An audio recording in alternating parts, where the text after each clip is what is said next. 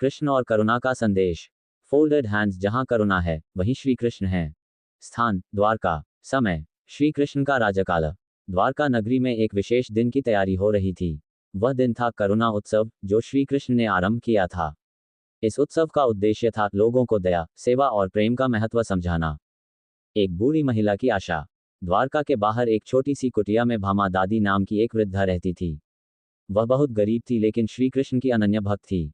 उसका एक ही सपना था, एक बार श्री कृष्ण को अपने हाथों से भोजन कराना।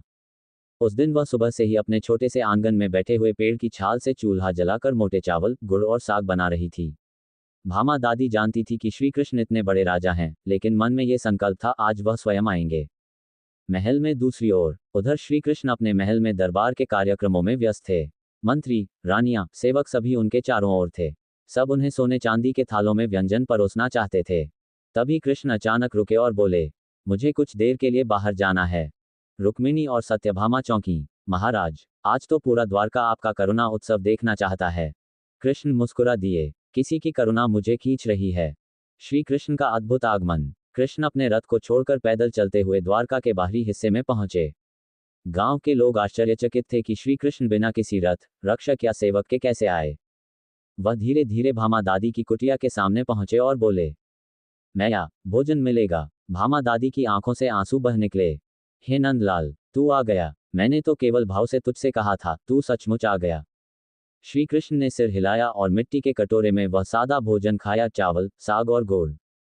दादी के हाथ कांप रहे थे, पर चेहरे पर सुख और संतोष का उजाला था। पूरा गांव इकट्ठा। धीरे धीरे आसपास के लोग इकट्ठा हो गए।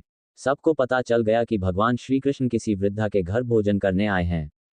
लोगों ने पूछा, प्रभु, आज तो राजभवन में सैकड़ों व्यंजन थे, आपने ये सादा भोजन क्यों स्वीकार किया? कृष्ण बोले, जहां प्रेम होता है वहीं मैं होता हूं। ये साग अमृत है, क्योंकि यह सेवा और करुणा से बना है।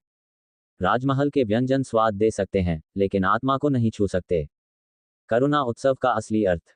उस दिन श्री कृष्ण ने राजसभा में नहीं, बल्कि गांव की एक झोपड़ी में करुणा उत्सव मनाया। उन्होंने घोषणा की, सच्चा राजा वही है जो सबसे छोटे व्यक्ति की पीड़ा को समझे। सच्चा भक्त वही है जो बिना इच्छा के सेवा करे। और सच्चा उत्सव वही है जिसमें कोई भूखा न रहे। इसके बाद उन्होंने आदेश दिया कि द्वारका के हर मोहल्ले में भोजन सेवा केंद्र खोले जाएं, जहां कोई भी व्यक्ति भूखा न सोए। भामा दादी का आशीर्वाद। श्री कृष्ण जब लौटने लगे तो दादी ने उनके माथे पर हाथ रखा और कहा, बेटा, तू युगों युगों तक सबके हृदय में इसी करुणा के साथ राज करना। श्री कृष्ण ने मुस्कुराकर प्रणाम किया और बोले, मैं तेरे भोजन और प्रेम का ऋणी हूं। यही मेरे लिए असली राजसी भोज है। सीख, मॉरल ऑफ द स्टोरी। ईश्वर को वैभव नहीं, भावना प्रिय होती है। सच्ची भक्ति में दिखावा नहीं, दिल से निकली करुणा और सेवा होती है। श्री कृष्ण का संदेश है, प्रेम से दिया गया एक कौर 1000 पकवानों से श्रेष्ठ होता है। उंगली से दाहिनी ओर इशारा। ऐसी और कहानियों के लिए लाइक, शेयर और सब्सक्राइब करना न भूलें।